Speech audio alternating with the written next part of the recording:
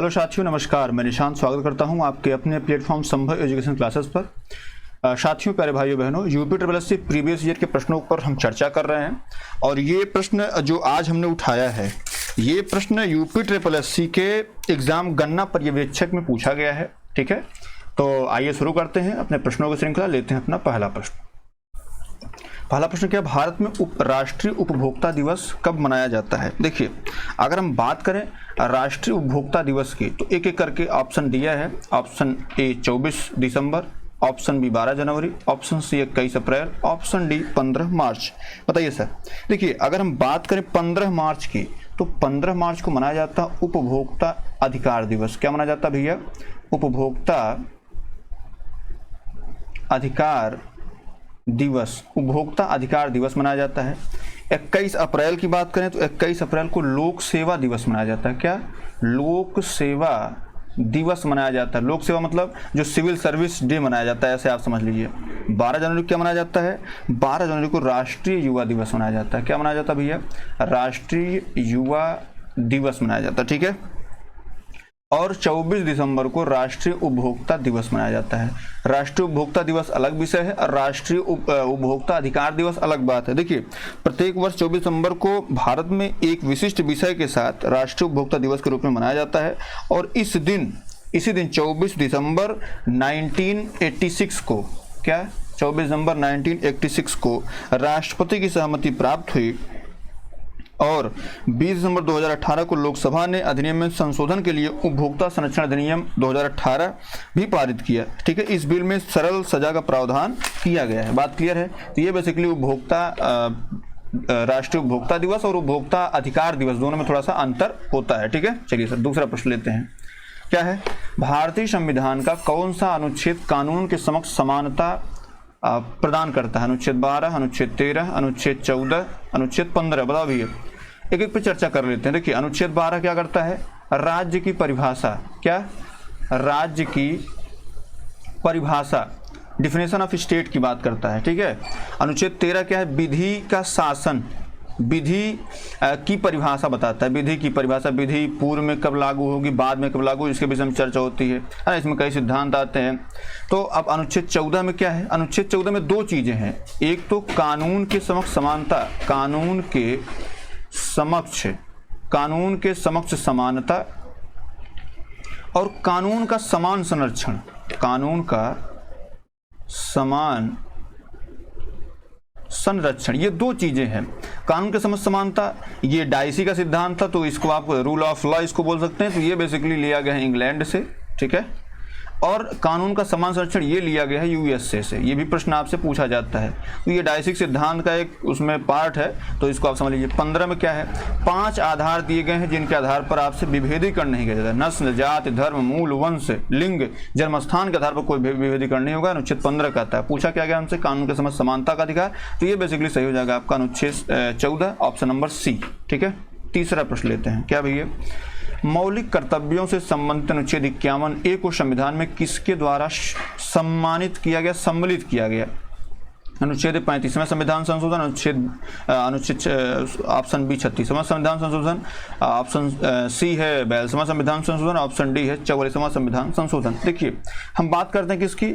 अगर पहला ऑप्शन जो दिया है 35वां, ये आया था 1974 में। इसके अंतर्गत जो है सिक्किम को संरक्षित राज्य का दर्जा दिया। क्या?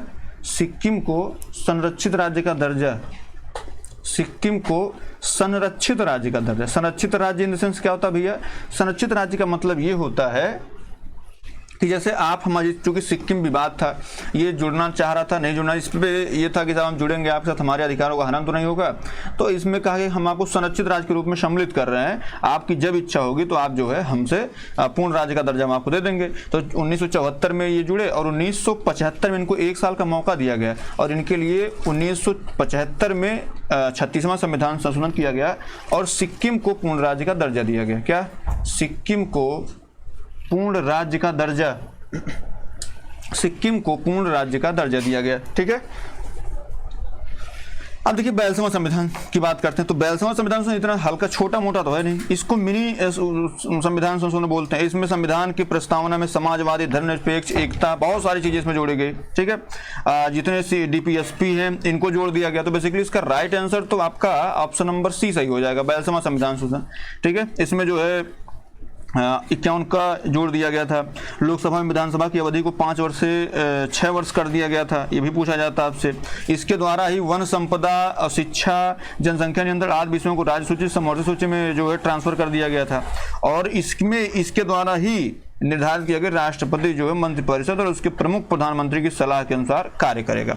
अब 44वां संविधान के विषय में थोड़ा सा जान लेते हैं। क्या है इसके अंतर्गत? जो राष्ट्रीय आपात स्थिति लागू करने के लिए आंतरिक अशांति शब्द था, उसके स्थान पर एक रख दिया गया। मतलब आपसे कभी पूछा आंतरिक अशांति, तो भैया आंतरिक अशांति जो है ये हो गई खत्म। इसके आंतरिक अशांति के स्थान पर सैन्य विद्रोह का आधार बनाया गया। क्या? सैन्य विद्रोह का एक वो बनाया गया, ठीक है। तो आपात स्थिति संबंधी अन्य प्रावधान में परिवर्तन लाया गया जिसका दुरुपयोग न हो सके, और इसके द्वारा संपत्ति के अधिकार को मौलिक अधिकार से हटा करके इसको विधिक अधिकार श्रेणी में या कानूनी अधिकार श्रेणी में डाल दिया गया। और लोकसभा का जो कार्यकाल 42वें संविधान संशोधन में 6 वर्ष कर दिया गया था, इसको खत्म कर दिया गया। क्या कर दिया गया? इसके द्वारा 5 वर्ष पुनः कर दिया गया। मामला क्लियर है, ठीक है। और उच्चतम न्यायालय को राष्ट्रपति तथा उपराष्ट्रपति के निर्वाचन संबंधी विवाद को हल करने की अधिकारिता प्रदान कर दी गई 44वें के द्वारा। बात क्लियर है। तो भैया इसमें राइट आंसर पहले तो पूछा 51 का, किसके द्वारा है? तो ऑप्शन नंबर सी 42वां संविधान संशोधन के द्वारा आया था, ठीक है। चलिए अगला प्रश्न लेते हैं। अगला क्या भैया? पंचायती राज व्यवस्था के तहत ग्राम सभा के सदस्य कौन है? गांव के सभी सदस्य जिनकी आयु 16 वर्ष से अधिक है।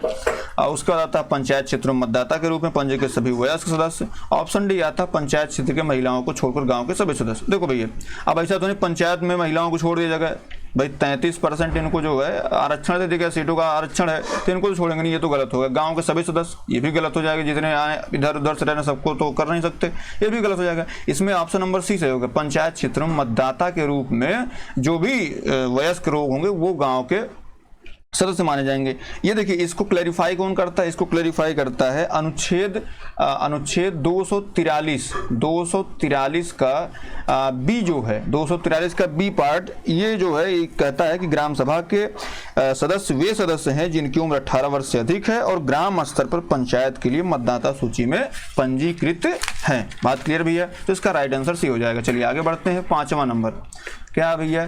ग्रीनविच मीन टाइम से भारतीय मानक समय कितना आगे है? 4.5 घंटे, 5 घंटे, 5.5 घंटे या 5 घंटे 45 मिनट? बताओ भैया। देखिए हम बात करते हैं कि इसकी GMT मतलब क्या होता है? Greenwich mean time. क्या? ग्रीनविच मीन टाइम, ठीक है। ग्रीनविच मीन टाइम ये है आपके कहाँ पे? लंदन में स्थित है। कहाँ पे है? लंदन में स्थित है, ठीक है। हम किसका प्रयोग करते हैं? हम प्रयोग करते हैं IST, इंडियन स्टैंडर्ड टाइम। मतलब क्या? भारतीय मानक समय, भारतीय मानक समय, ठीक है। IST को फॉलो करते हैं। तो जो IST है वो मतलब GMT से IST के बीच का जो अंतर है वो करीब 5.5 घंटा है। 5 घंटा 30 मिनट, 5.5 घंटा है। और जो IST है इसको भारत ने इसको कब प्रमाणित किया था? तो इसको प्रमाणित किया था 1 सितंबर 1947 को, 1 सितंबर 1947 को इसको किया गया था। भारतीय मानक समय रेखा जो है ये बेसिकली इलाहाबाद के नैनी से होकर गुजरती है। कहाँ से? इलाहाबाद के नैनी से। मानक समय रेखा कितने राज्यों से जाती है? 5 राज्यों से जाती है। बात क्लियर है? जैसे वहाँ से उत्तर प्रदेश, मध्य प्रदेश, छत्तीसगढ़, उड़ीसा, आंध्र प्रदेश, ये ऐसे 5 राज्य हैं जहाँ से मानक समय रेखा जाती है। 5 राज्य पूछेगा, यही बताना पड़ेगा आपको। इसका राइट आंसर क्या जाएगा भैया? ऑप्शन नंबर सी सही हो जाएगा। चलिए आगे बढ़ते हैं। अगला क्या भैया? निम्नलिखित में से कौन सी झील मणिपुर में स्थित है? भीमताल, लोकटक, मिरिक या डल झील? डल झील, बूलर झील, ये तो डल, बूलर, ये जम्मू कश्मीर वाली, मिरिक। उसके बाद देखिए भीमताल जो आपके नैनीताल में है। राइट आंसर इसका हो जाएगा लोकटक झील। लोकटक झील जो है इसके विषय में और जान लीजिए क्या तथ्य है। लोकटक झील भारत में ताजे पानी की, कैसे? ताजे पानी की सबसे बड़ी झील है, सबसे बड़ी झील है, ताजे पानी की सबसे बड़ी झील है। यह झील मणिपुर की राजधानी इम्फाल से करीब 53 किलोमीटर दूर स्थित है। दुनिया का एकमात्र इसको तैरती हुई झील भी कहते हैं। क्यों? क्योंकि दुनिया का एकमात्र तैरता हुआ नेशनल पार्क जो है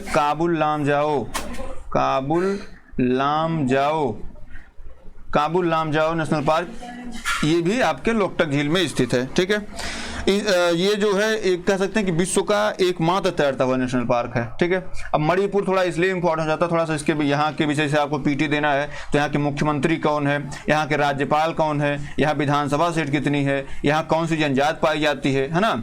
जैसे अभी कुकी जनजात और दूसरी जनजात वहाँ पाई जाए तो उसमें अभी संघर्ष चल रहा है। तो बेसिकली मणिपुर थोड़ा सा फेमस है, तो हो सकता है पीटी में पूछा जाए। बात क्लियर है? 7वां नंबर चलते हैं। क्या भैया, निम्नलिखित में से कौन सी जनजात नीलगिरी पहाड़ियों में नहीं पाई जाती है? Option A Toda, option B Kota, option C Kurumba, option D Mog. बताओ भैया। देखो नीलगिरी जो पहाड़ी है, बेसिकली जैसे आप भारत का नक्शा देखेंगे ना, ये वाला, तो ये जो पार्ट है ये बेसिकली नीलगिरी पहाड़ी का क्षेत्र होता है। ठीक है, यहीं पे गरम मसाला भी पाया जाता है। बात क्लियर है? जैसे ये क्षेत्र आपका यहाँ पे तमिलनाडु है ना, फिर यहाँ पे केरल है, और ऊपर जाएंगे आप हल्का सा इधर कर्नाटक भी पड़ता है। तो बेसिकली ये जो क्षेत्र है यहाँ से लेके यहाँ तक का, ये नीलगिरी का क्षेत्र पाया जाता है। और यहाँ पे नीलगिरी पहाड़ियों में आपकी टोडा जनजात पाई जाती है, आपकी कोटा जनजात पाई जाती है, कुरुम्बा जनजात पाई जाती है। लेकिन जो मोग जनजाति है ये यहाँ पे नहीं, ये बल्कि यहाँ पे एक राज्य आपका है त्रिपुरा। कौन सा? मोग जनजात जो है ये त्रिपुरा राज्य में पाई जाती है। बात क्लियर है? तो मोग कहाँ बताएंगे आप भैया? त्रिपुरा में बताएंगे। त्रिपुरा क्या कंडीशन है? त्रिपुरा बांग्लादेश से घिरा तीन तरफ से घिरा होने वाला पहला राज्य है। बात क्लियर भैया? इसका राइट आंसर हो जाएगा डी। ठीक है, 8वां नंबर चलते हैं। 8वां नंबर क्या है? गोदावरी नदी महाराष्ट्र के किस जिले में पश्चिम घाट की ढलानों से निकलती है? Option A Satara, option B Aurangabad, option C Jalgaon, option D Nashik. बताओ भैया।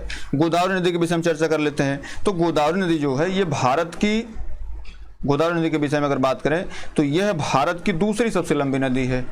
भारत की दूसरी सबसे लंबी नदी है, सबसे लंबी नदी है। ठीक है, दूसरी सबसे लंबी नदी है। और दक्षिण भारत की सबसे लंबी नदी है भाई। दक्षिण भारत की इसको गंगा भी बोला जाता है। इसकी लंबाई करीब 1465 मीटर है और यह महाराष्ट्र के नासिक जिले से निकलती है। कहाँ से? नासिक जिले से निकलती है। और नासिक में कौन सा स्थान, मान लीजिए नासिक हटा दे तो ये निकलता त्रयंबक की पहाड़ी है। ठीक है, त्रयंबक की पहाड़ी यहाँ से निकलती है गोदावरी नदी। ठीक है, बात क्लियर है? इसका राइट आंसर हो जाएगा आपका ऑप्शन नंबर डी। ठीक है, चलिए आगे बढ़ते हैं। अगला क्या है? श्रीनगर किस नदी के तट पर स्थित है? सिंधु नदी, झेलम, रावी या ब्यास? बताओ भैया। श्रीनगर किस नदी के तट पर स्थित है? श्रीनगर जो है ये बेसिकली सिंधु की जो सहायक नदियां हैं, जैसे सिंधु की सहायक नदियां आपकी जो है झेलम भी है, रावी भी है, ब्यास भी है, तो ये सारी चीजें हैं। तो इसमें पूछा है किस नदी किनारे श्रीनगर स्थित है। श्रीनगर जो है ये यहाँ से निकलती झेलम नदी। कौन सी? ये निकलती झेलम नदी। यहीं पे स्थित कौन है? श्रीनगर स्थित है। श्रीनगर जम्मू कश्मीर की राजधानी है। ठीक है, अब जो झेलम नदी है, जैसे झेलम नदी की बात करें, अभी जैसे 1-2 दिन पहले आपने सुना होगा अनंतनाग में हमला हुआ है। ठीक है, तो झेलम नदी अनंतनाग और बैरीनाग झरने से निकलती है। क्या?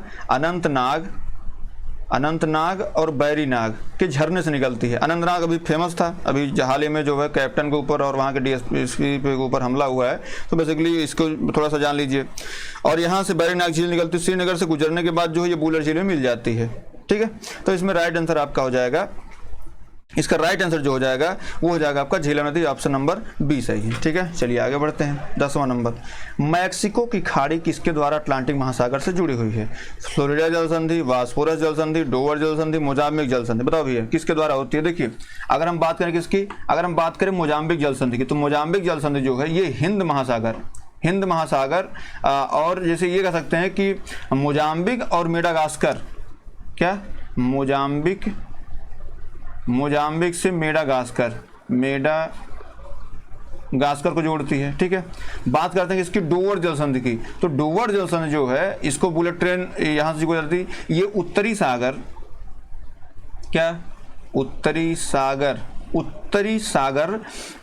सागर को जो है ये इंग्लिश चैनल से जोड़ती है। किससे? इंग्लिश चैनल से जोड़ती है। उत्तरी सागर को इंग्लिश चैनल से जोड़ती है, या इसको कह सकते हैं कि ब्रिटेन से फ्रांस को जोड़ती है। जैसे इंग्लिश चैनल कहाँ पे भैया? इंग्लिश चैनल आपका जो है इंग्लिश चैनल जो है ये जैसे इंग्लिश ब्रिटेन और फ्रांस, ऐसे समझ लीजिए इसको, ब्रिटेन और फ्रांस को जोड़ती है, ठीक है। बास्पोरस जल संधि की बात करें तो बास्पोरस जल संधि जो है ये काला सागर और मरमरा सागर जोड़ती है। कौन? काला सागर को मरमरा सागर, काला सागर को मरमरा सागर जोड़ती है। मतलब ये कह सकते हैं यूरोप को एशिया से जोड़ती है, यूरोप को एशिया से जोड़ती है। तो इसमें ये भी गलत हो गया, ये भी गलत हो गया, ये भी गलत हो गया। आपका ऑप्शन नंबर ए क्या है? सही है। जैसे जो मोजाम्बिक किसको जोड़ती है? मोजाम्बिक और मेडागास्कर को जोड़ती है। डोवर जल संधि उत्तरी सागर से इंग्लिश चैनल को जोड़ती है, मतलब ब्रिटेन और फ्रांस को जोड़ती है। वास्पोरस जल संधि ये काला सागर और मरमरा सागर जोड़ती है। वास्पोरस तो कालवा, तो ये आपका काला सागर और मरकरा सागर। फ्लोरिडा जंक्शन जो है ये मैक्सिको खाड़ी जो है अटलांटिक महासागर जोड़ती है। इसमें ऑप्शन ए सही हो जाएगा। चलिए 11 नंबर, हवाई ज्वालामुखी निम्नलिखित में से किसका उदाहरण है? समग्र ज्वालामुखी, कैलडेरा ज्वालामुखी, ढाल ज्वालामुखी या बाढ़ विशाल प्रांत? बताओ भैया, हवाई ज्वालामुखी किसका उदाहरण है? जो हवाई ज्वालामुखी है यह ढाल ज्वालामुखी का उदाहरण है। ऑप्शन नंबर सी क्या है? इसका राइट आंसर हो जाएगा। ढाल ज्वालामुखी एक प्रकार का ज्वालामुखी है जो पूरी तरह से द्रव प्रवाह से बना है। जैसे मान लीजिए ये आपका उठा तो ये बेसिकली द्रव प्रवाह से बना हुआ है। ढाल ज्वालामुखी जो है 3 प्रकार के ज्वालामुखियों से ढाल क्षेत्र की दृष्टि से बड़ा है। ढाल ज्वालामुखी में बेसाल्टिक लावा, राख और चट्टानों की तुलना में कम चिपचिपापन होता है। एक और घटना जो ढालों को इतने बड़े होने की अनुमति देती है वह लावा ट्यूब कहा जाता है। बात क्लियर भैया? तो इसका ऑप्शन नंबर सी सही हो जाएगा। 12 नंबर चलते हैं। 12 नंबर क्या भैया? इंडियन देखिए यहाँ पे क्या है, जो अगला है, अगला निम्नलिखित है, ठीक है। यहाँ पे गलत हो गया। निम्नलिखित में से कौन सी प्रणाली भारत में ब्रिटिश शासन के दौरान भू राजस्व प्रणाली से संबंधित नहीं थी? जमींदारी, महालवाड़ी, दस्तक या रैयतवाड़ी? बताओ ये। देखिए अगर हम बात करें कि इसकी क्या पूछ रहा है, भारत में ब्रिटिश शासन के दौरान भूमि राजस्व प्रणाली संबंधित नहीं थी, ठीक है। देखिए अंग्रेजों के आगमन से पूर्व भारत में जो है परंपरागत भूमि व्यवस्था कायम थी। इसमें भूमि पर किसानों का अधिकार था तथा फसल का एक भाग सरकार को दिया जाता था। 1765 में आप जैसे 1764 में जब युद्ध हुआ, बक्सर का युद्ध हुआ था। कैसा? बक्सर का युद्ध।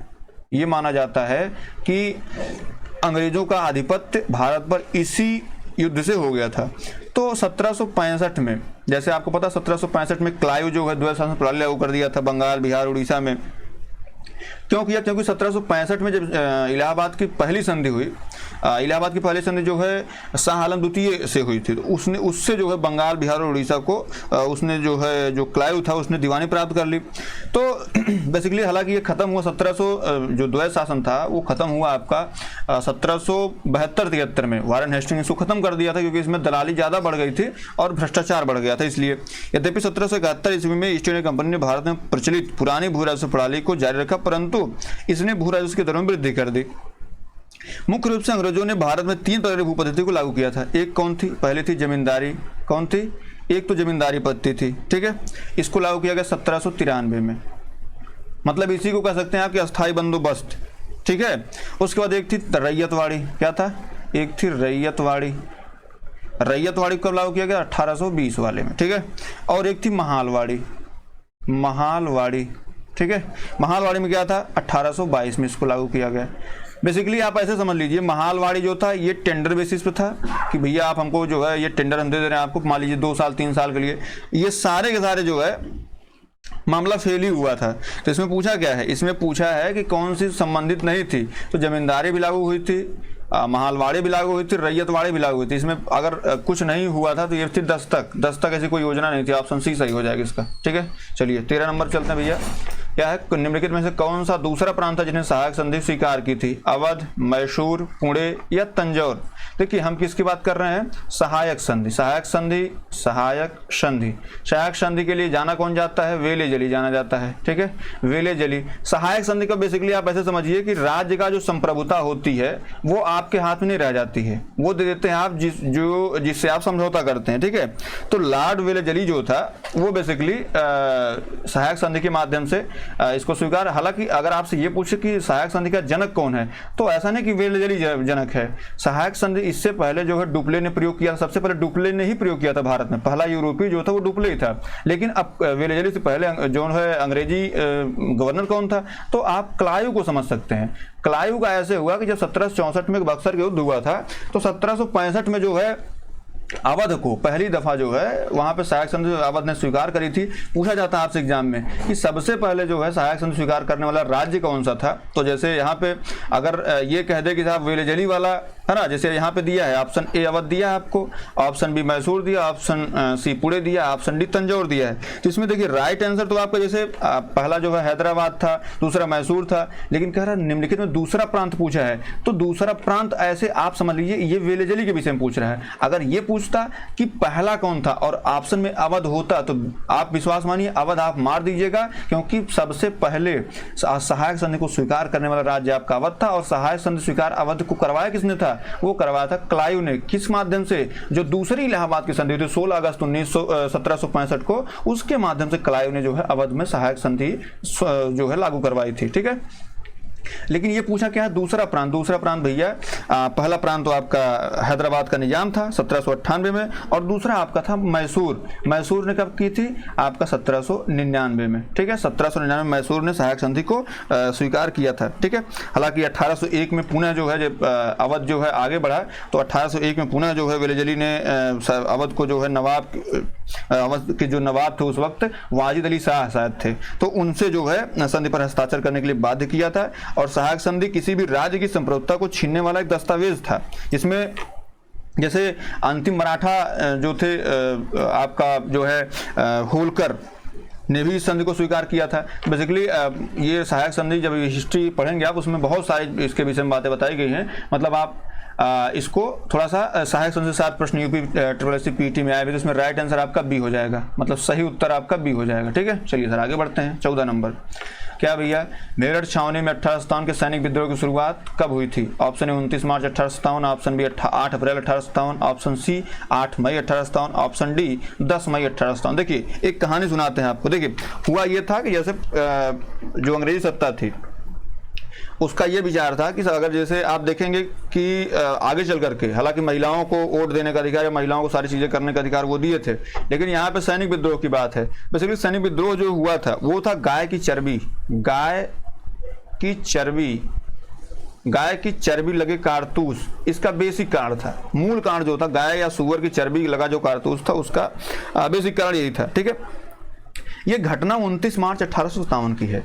29 मार्च 1857 को बैरकपुर, ये भी प्रश्न आया है कि बैरकपुर है कहाँ, तो भैया बैरकपुर है कहाँ, पश्चिम बंगाल में है। ठीक है, बैरकपुर पश्चिम बंगाल में सैनिकों ने चर्बी वाले कारतूस को इस्तेमाल करने से मना कर दिया। और यहीं पर एक सैनिक थे आपके वीर मंगल पांडे। कौन? वीर मंगल पांडे। मंगल पांडे जो है यही बैरकपुर जो रेजिमेंट थी इसमें तैनात थे। पूछा था किस जो है रेजिमेंट में थे, 34वीं नेटिव इन्फेंट्री थी, पैदल सैनिक थी, 34वीं नेटिव इन्फेंट्री थी, उसमें तैनात थे वो। उन्होंने जो है मंगल पांडे ने अपने सर्जेंट पर हमला कर उसकी हत्या करे। सर्जेंट इन द सेंस जो उनको ट्रेनिंग कराता था या जो उनका मुखिया हुआ करता था, उस पर उन्होंने हमला किया और हत्या कर दी। कब की हत्या? 29 मार्च को ये सारी घटना घटी थी। उसके बाद इनको जो है 8 अप्रैल 1857 को क्या दिया गया, मंगल पांडे को फांसी। पूरी कहानी के रूप में समझ लीजिए, मंगल पांडे को फांसी दे दी गई। मंगल पांडे को फांसी दे दी गई कब? 8 अप्रैल 1857 को। ठीक है, और जो 34वीं नेटिव इन्फेंट्री जो है इसको भंग कर दिया गया। 34वीं नेटिव इन्फेंट्री को भंग, हो सकता है आपसे ये भी प्रश्न पूछा जाए कि 34वीं नेटिव इन्फेंट्री को भंग कब किया गया था, तो वो किया गया था 8 अप्रैल 1857 ईस्वी को। लेकिन जब इनको भंग कर दिया गया तो ये आप समझिए कि 10 मई 1857 को, ऑप्शन नंबर डी जो आपका दिया है, 10 मई 1857 को ये आग पूरे देश में भड़क गई और मेरठ छावनी के सैनिकों ने इसका खुला विद्रोह कर दिया। कौन से? मेरठ छावनी। आग कहाँ लगी थी? बैरकपुर में, 34वीं नेटिव इन्फेंट्री में। लेकिन मेरठ छावनी के लोगों ने 10 मई 1857 को जो है विद्रोह कर दिया और अपने अफसरों पर गोलियां चलाई और अपने साथियों को मुक्त कराकर दिल्ली की ओर चल दिया। बहादुर शाह द्वितीय ने दिल्ली में नाना साहब और कानपुर से दिल्ली में जो बहादुर शाह द्वितीय था, नाना साहब कानपुर में थे, लखनऊ में बेगम हजरत महल का नेतृत्व हुआ। और आप जैसे बिहार में आप कुंवर सिंह को जानते हैं, झांसी में झांसी की रानी और झांसी सहित ग्वालियर वो कवर की हुई थी। तो बेसिकली यहाँ से 18 सितंबर की क्रांति का उद्भव होता है। लेकिन पूछा जाता है 18 सितंबर की सफल क्यों नहीं, क्योंकि इसका बेसिक कारण ये था कि पहली बात तो एक तिथि में पहले शुरू नहीं हुई, अलग अलग तिथियों में इसकी शुरुआत हुई, बेसिकली इस कारण सफल रही। सैनिक विद्रोह की शुरुआत कब हुई थी? सैनिक विद्रोह की शुरुआत 10 मई 1857 को थी। ऑप्शन नंबर डी इसमें क्या है? राइट आंसर हो जाएगा। ठीक है भैया, चलिए आगे बढ़ते हैं। अगला क्या है? महात्मा गांधी ने किस अमेरिकी जीवनी लेखक ने लिखा था कि असहयोग भारत और गांधी जी के जीवन में एक युग का नाम बन गया? जोसेफ लेविलेल, जोसेफ डॉग, Louis Fisher, option D Eric फार्नर। देखिए हम बात करते हैं गांधी जी की। गांधी जी ने जितने आंदोलन किए थे तो इनके साथ एक अमेरिकी पत्रकार था। क्या? अमेरिकी पत्रकार, ये इनका मित्र भी था और पत्रकार भी था अमेरिकी। ये इनकी मुलाकात हुई थी दक्षिण अफ्रीका में। ठीक है, तो जब गांधी जी 9 जनवरी 1915 को आए भारत में, तो इन्होंने सबसे पहले सत्याग्रह किया, है ना, सत्याग्रह किया, उसके बाद भूख हड़ताल करी। तो ये जब आगे असहयोग आंदोलन की बात करते हैं तो जो है इसमें इनका जो मित्र लेखक था जिसने इसकी जीवनी लिखी थी गांधी जी की, लुइस फिशर, इसने सारी कहानी जो इनकी जो है लिखी हुई थी। लुइस फिशर, कभी भी आपको मिल जाए कि जीवनीकार कौन था गांधी जी का, तो वो लुइस फिशर ही था। ऑप्शन नंबर सी इसका क्या है? राइट आंसर है। बात क्लियर है? जैसे जब गांधी जी 1 अगस्त, इसमें देखिए सबसे रिमार्केबल प्लेस ये होता है कि जैसे जब असहयोग आंदोलन शुरू कब हुआ था? असहयोग आंदोलन, अब ये ऐसा आंदोलन था, असहयोग आंदोलन, ये शुरू हुआ था 1 अगस्त 1920 को। तो भैया 1 अगस्त 1920 को कौन इस जो है मतलब ये कह सकते हैं गोलोकवासी हो गए? तो बाल गंगाधर तिलक। कौन? बाल गंगाधर तिलक जो है ये गोलोकवासी हो गए। ठीक है, इसी दिन। और ये पूछा था इनको जो है कंधा कौन दिया था? तो गांधी जी, हजरत मोहानी, और उसके बाद जो है आपके कई सारे साथी जो है इन्होंने इनको कंधा दिया था। ठीक है, तो अब उसके बाद इन्होंने, जैसे बाल गंगाधर तिलक के विषय में कहा जाता है, इन्होंने स्वराज मेरा जन्मसिद्ध अधिकार है, मैं इसे लेकर के रहूंगा, ये नारा दिया था। ये बड़ा फेमस नारा था। वैलेंटाइन सिरोल ने जो है इनको भारत में अशांति का जनक भी कहा था। समझ सकते हैं? तो ये सारी चीजें थी। बेसिकली 1 अगस्त 1920 जो है याद रखिएगा असहयोग आंदोलन के लिए, और गांधी जी ने इसको शुरू किया था। ठीक है, चलिए आगे बढ़ते हैं। हालांकि यही आगे चल करके जो है चौरा चौरी कांड होगा, है ना। तो चौरा चौरी कांड के बाद ये आंदोलन बंद कर दिया जाएगा और उसके बाद गांधी जी को कैद कर लिया जाएगा। और हालांकि गांधी जी 1924 में फिर छूटेंगे स्वास्थ्य का कांड करके, और उसके बाद 1924 में बेलगांव अधिवेशन को अध्यक्ष बना दिया जाएगा। बात क्लियर है? चलिए सर आगे बढ़ते हैं 16 नंबर पे। क्या भैया 16 नंबर क्या है? भारत के प्रधानमंत्री पंडित जवाहरलाल नेहरू ने 14 अगस्त 1947 की मध्य रात्रि को नियति से वादा ट्रिस्ट विद डेस्टिनी शीर्षक भाषण कहाँ दिया था? लाल किला दिल्ली, त्रिमूर्ति भवन नई दिल्ली, संविधान सभा या संसद, और उसके बाद डी ऑप्शन इंडिया गेट नई दिल्ली। बात करते हैं किसकी? ट्रस्ट विद डेस्टिनी मतलब नियति से वादा। ठीक है, तो उन्होंने जो है 14 अगस्त को ये भाषण दिया था। कहाँ दिया था? संविधान सभा, संसद में दिया था। ऑप्शन नंबर सी क्या है इसका? सही ऑप्शन है। चलिए आगे बढ़ते हैं 17 नंबर पे। 1946 के अंतरिम सरकार में कार्यकारी परिषद के उपाध्यक्ष कौन थे? आसफ अली थे, बलदेव सिंह थे, श्री राजगोपालचारी थे, या जवाहरलाल नेहरू थे? बताओ भैया कौन थे इसमें? देखिए भारत के अंतरिम सरकार का गठन जो हुआ था वो हुआ था 2 सितंबर 1946 को। कब हुआ था? 2 सितंबर 1946 को अंतरिम सरकार का गठन हुआ था। पूछा क्या गया है? तो इसमें जो है नवनिर्वाचित संविधान सभा द्वारा इसका गठन किया गया था। इसमें कार्यकारी परिषद के जो उपाध्यक्ष थे वो थे आपके जवाहरलाल नेहरू। ठीक है, आसफ अली क्या थे? तो भैया आसफ अली रेलवे और संचार मंत्री थे। बलदेव सिंह थे, बलदेव सिंह जो है तत्कालीन रक्षा मंत्री हुआ करते थे। ठीक है, तो ये ऑप्शन आपका डी वाला सही हो जाएगा। ठीक है, चलिए आगे बढ़ते हैं 18 नंबर पे। 18 नंबर क्या है? हरिश्चंद्र अनुसंधान संस्थान कहाँ स्थित है?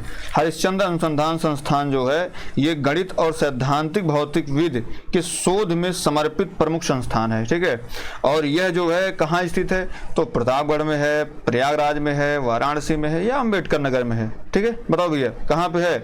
अम्बेडकर नगर में नहीं है, वाराणसी में नहीं है, प्रतापगढ़ में नहीं है। ये सही क्या है? प्रयागराज। यहाँ पे इलाहाबाद प्रयागराज, ये भारत में अवस्थित परमाणु ऊर्जा विभाग भारत सरकार द्वारा वित्त पोषित है। ऑप्शन नंबर सी क्या है इसका? सही हो जाएगा। 19 नंबर चलते हैं। 2001 की जनगणना रिपोर्ट के अनुसार उत्तर प्रदेश में लिंगानुपात क्या था? बताइए। 912, 848, 898, 901। देखिए हमसे क्या पूछा है? 2001 की जनगणना। नॉर्मली हम लोग क्या तैयार करते हैं 2011 की जनगणना, ठीक है। तो भाई देखिए आप 2001 की जनगणना पूछा, तो भारत में प्रथम जनगणना कब हुई थी ये बताइए। प्रथम जनगणना, तो प्रथम जनगणना हुई थी, प्रथम जनगणना ये हुई थी 1872 में, ठीक है। प्रथम नियमित जनगणना, क्या नियमित जनगणना, अगर नियमित जनगणना की बात करें तो ये हुई थी 1881 में। बात क्लियर है, 1881 में हुई थी। 2000 जैसे एक में अगर लिंगानुपात की बात करें, 2001 में जो लिंगानुपात था वो था आपका 898, इसमें ऑप्शन सही हो जाएगा। लेकिन अगर आप 2011 पूछ लेंगे तब क्या होगा, 2011 में उत्तर प्रदेश का जो लिंगानुपात था वो था 912, ऑप्शन ए हो जाता उससे। लेकिन पूछा क्या 2001 पूछा, तो इसमें ऑप्शन नंबर सी क्या है, ऑप्शन नंबर सी इसका राइट आंसर है। 20 नंबर और आखिरी प्रश्न पे चलते हैं। क्या भैया, रामायण के रचयिता वाल्मीकि का आश्रम कहाँ स्थित है? आर्यावर्त में, ब्रह्मवर्त में, श्रावण में या पडरौना में? बताओ भैया।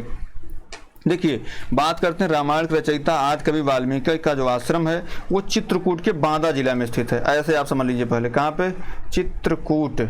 चित्रकूट हालांकि अब जिला ही बन गया है, तो चित्रकूट उत्तर प्रदेश में स्थित है। चित्रकूट को कहा क्या जाता है, चित्रकूट के ब्रह्मवर्त में स्थित है। कहाँ पे, ब्रह्मवर्त में स्थित है। ऑप्शन नंबर बी आपका क्या है, ये सही है। तो मेरे प्यारे साथी, ये गन्ना पर्यवेक्षक 2019 का पेपर था। उम्मीद है आपको जो सोल्यूशन कराया गया पसंद आया होगा। तो पसंद आया तो प्लीज इसको लाइक से सब्सक्राइब जरूर कर लें। बहुत बहुत धन्यवाद।